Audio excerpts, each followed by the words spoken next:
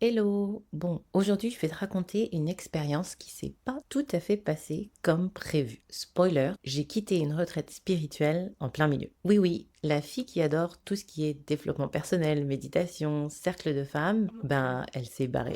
Je suis partie pour une retraite en Pologne, près de Varsovie, il y a à peu près 3 semaines de ça. Ça devait durer 2 jours et demi. Des cercles de partage, des moments pour libérer ses émotions. Bref, sur le papier, parfait. La première activité, c'était justement ce cercle de parole. 7 minutes chrono pour répondre à la question où est-ce que j'en suis dans ma vie aujourd'hui. Et là, comment te dire, ce qui est sorti de moi, c'est de la colère, mais genre de la vraie colère. La colère contre l'univers, contre cette force invisible qui continue de m'envoyer épreuve sur épreuve, 2 décès en un an, un divorce, ce sentiment d'être orpheline, déracinée, sans maison et hyper vulnérable. J'avais l'impression d'être une limace nue au milieu d'un trottoir. Oui, j'ai choisi cette image super glam parce que franchement, c'est comme ça que je me sentais. Exposée et prête à me faire écraser à tout moment par n'importe qui ou n'importe quoi. Et en plus de ça, je dois porter la responsabilité d'élever un petit garçon de 5 ans sans vraiment avoir le temps de vivre toutes ces émotions qui m'envahissent. Franchement, j'avais juste envie de hurler au ciel. Mais calme-toi un peu l'univers, bordel. Moi, j'ai rien demandé en fait.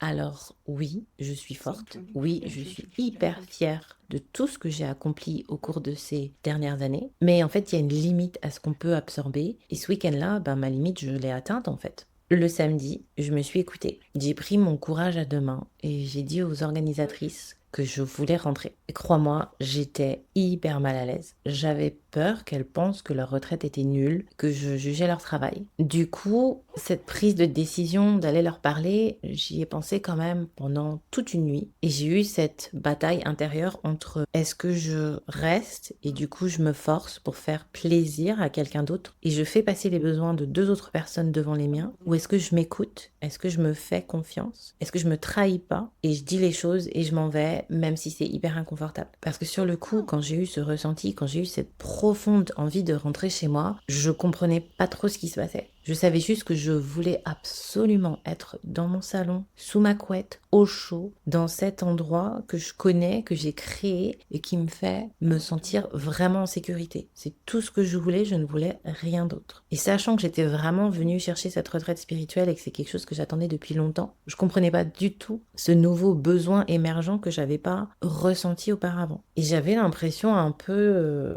de leur faire faux bon, alors qu'en fait, c'était pas ça. Cette retraite, c'était juste pas ce dont j'avais besoin à ce moment-là. Mais j'en étais pas encore arrivée à cette conclusion. Et c'est en parlant avec elle, après qu'on ait fait un exercice ensemble, que j'ai pu vraiment admettre quelque chose de très simple. J'ai besoin de plus. Pas seulement d'activités spirituelles ou de cercles bienveillants, en fait, à travers un exercice où on devait lister et partager 10 choses dont on avait besoin. J'ai vraiment pu ouvrir les yeux sur le fait que ce qui ressortait sous toutes ses formes, c'était ce besoin d'espace, ce besoin de temps et le besoin de soutien, il est ressorti sous plusieurs formes. J'ai besoin du soutien de mes amis, de la famille qu'il me reste, de mon partenaire. Mais j'ai pu aussi comprendre que j'ai besoin de thérapie. J'ai besoin de parler avec une professionnelle qui saura contenir, rassurer et me guider dans un deuil aussi énorme. J'aimerais aussi me retrouver dans un groupe de soutien au deuil parce que j'ai réalisé que rien ne remplace le fait de se sentir comprise par des personnes qui traversent la même chose que toi. Que en étant dans un groupe de personnes qui vivent ça, je me sentirais vraiment moins seule, moins isolée. Alors oui, j'ai quitté cette retraite, mais non, j'ai vraiment pas le sentiment d'avoir échoué. J'ai rencontré des femmes formidables, j'ai partagé des instants vrais, et surtout, j'ai écouté ma petite voix intérieure, celle qui disait rentre. Sois honnête avec toi. Cherche ce qui t'apportera vraiment du soutien. Ça a été encore un défi de vraiment ne pas ignorer mes besoins et mes désirs, de ne pas laisser passer les besoins des autres devant les miens. Ce que j'ai compris, c'est que parfois, on veut tellement prouver qu'on est capable de guérir seul, de tout gérer seul, qu'on oublie que de demander de l'aide, ça fait aussi partie du chemin. Alors oui, je suis plus forte. Oui, j'ai acquéri des outils qui vraiment m'aident au quotidien. Mais ça veut pas dire que je dois tout porter toute seule. Et même si ces outils vraiment m'aident d'une façon incroyable, il y a encore des choses que j'affronte et que je vais devoir affronter qui vont nécessiter une aide extérieure. Et c'est tout à fait normal. Et peut-être que toi aussi, tu as besoin d'entendre ça aujourd'hui. Être forte ne veut pas dire être seule.